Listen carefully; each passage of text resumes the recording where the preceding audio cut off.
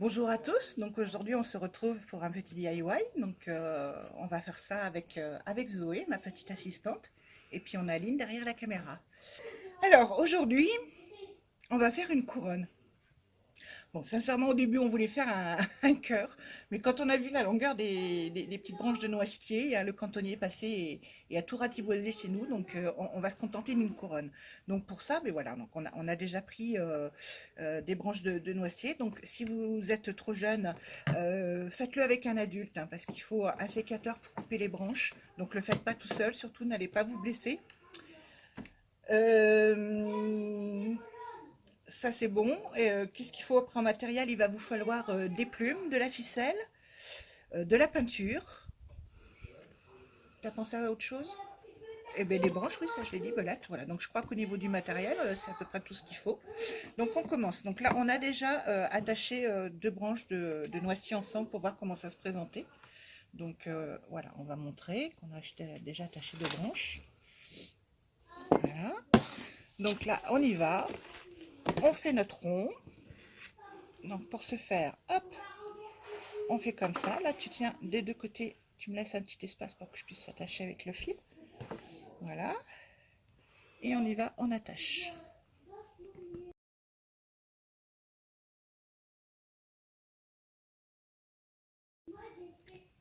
Alors, est-ce que ça tient? Oui, c'est pas mal. Donc, quand on est comme ça, comme c'est pas assez épais, maintenant, on va prendre d'autres branches. Et puis, on va les entortiller autour. Donc, alors, celle-là, elle a l'air de vouloir tourner comme ça. Donc, chérie, alors, soit tu tournes, soit tu tiens. Qu'est-ce que tu préfères faire? Tenir. Et on entoure.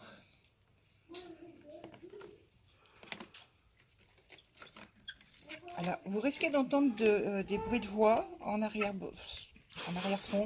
C'est normal, c'est les garçons qui sont à la maison en train de jouer. Donc,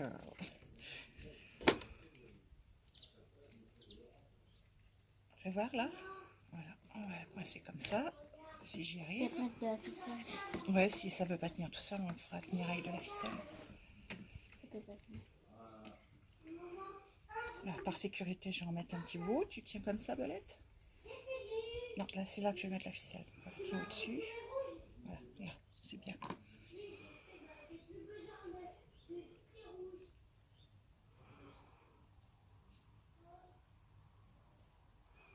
Donc, vous mettez le fil que vous voulez, hein, du raffia.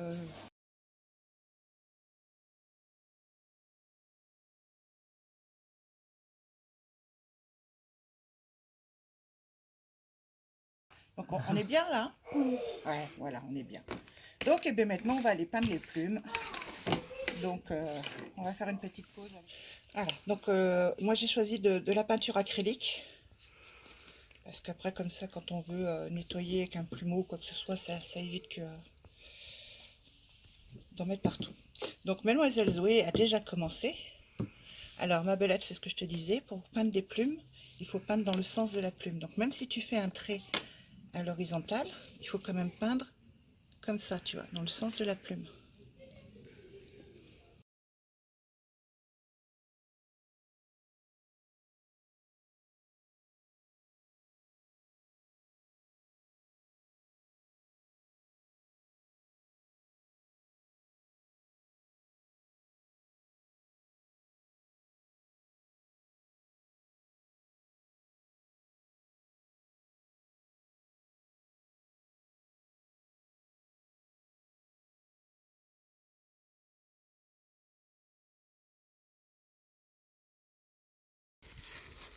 Voilà, donc là vous voyez comment on fait. Bon, moi j'ai mis qu'une couleur pour le moment, mais on va faire plusieurs plumes différentes. Et puis après c'est les motifs que vous voulez et puis les couleurs que vous voulez. Donc on va en faire quelques-unes et puis on vous montre ça dès qu'on a fini. Allez, à tout à l'heure. Bon voilà, nos plumes sont sèches, elles sont même très sèches parce qu'en fait ça fait 2 jours qu'on les a peintes, on n'a pas eu le temps d'y revenir dessus. Donc voilà, on a décoré, vous allez voir au fur et à mesure. Enfin, au fur et à mesure. Voilà, on va montrer comme ça plutôt, on va faire le tour. Voilà, on a fait plein de petits décors différents. Voilà. Donc là maintenant, on prend une plume. du fil. Alors, la couleur que vous voulez. Là, on a plusieurs couleurs. Moi, j'ai pris le premier qui me tombait sous la main. On va couper une longueur. On va l'accrocher d'un côté à la plume.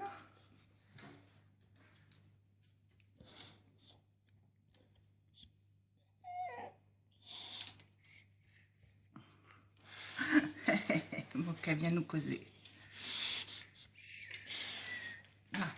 Et l'autre côté, on va l'accrocher au petit fagot rond qu'on a fait.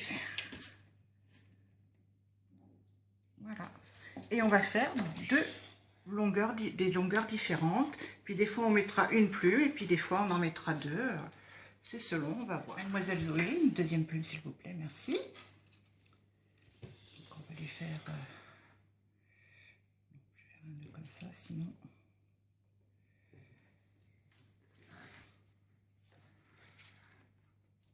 Tu me tiens la plume, s'il te plaît, Zoé? Merci. Et voilà. Et ça va donner ça. Voilà. Donc, on y va. On va mettre plusieurs plumes et puis on vous montre ça à la fin. Voilà, on a mis toutes les plumes. Donc, on va vous montrer ce que ça donne. Zoé, la dernière étape, c'est de faire... on va mettre 3 ficelles. Mesurer la hauteur à peu près au hasard, hein, ça n'a pas vraiment d'importance. Donc on va faire 3 ficelles identiques. 3 Zoé. Merci. Pour pouvoir l'accrocher. Alors là, nous, on a donc du fil bicolore, mais vous pouvez le faire aussi bien avec de la laine qu'avec du fil de cuisine, n'importe quel fil en fait. Hein. Donc vous faites avec ce que vous faites avec ce que vous avez sous la main.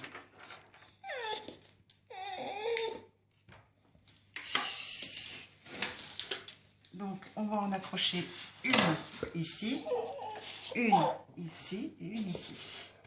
Hop.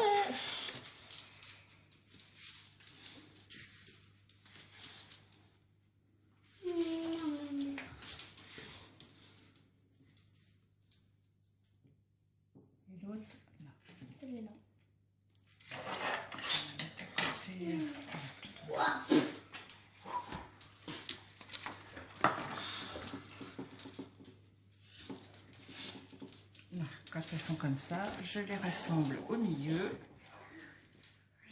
Quand elles sont équilibrées, on fait un nœud. Voilà, et on va couper un peu le surplus.